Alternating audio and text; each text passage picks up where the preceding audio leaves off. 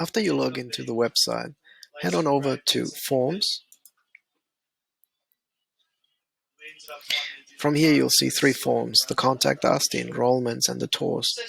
Under each, when you hover your mouse over them, you'll see something called Entries. If you click on that, it will show you all the latest entries that have been made by all the people that have submitted the form. You can read them directly through here, or you can click on View, which will give you more detail. For instance, the inquiry, the emails, the phone numbers, what the query is regarding. To export out all these entries, you head on over to Forms, Import, Export.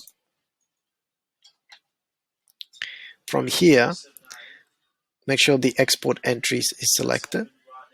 Then where it says Select a Form, choose a form that you want to export out the entries. Click on the Select All checkbox.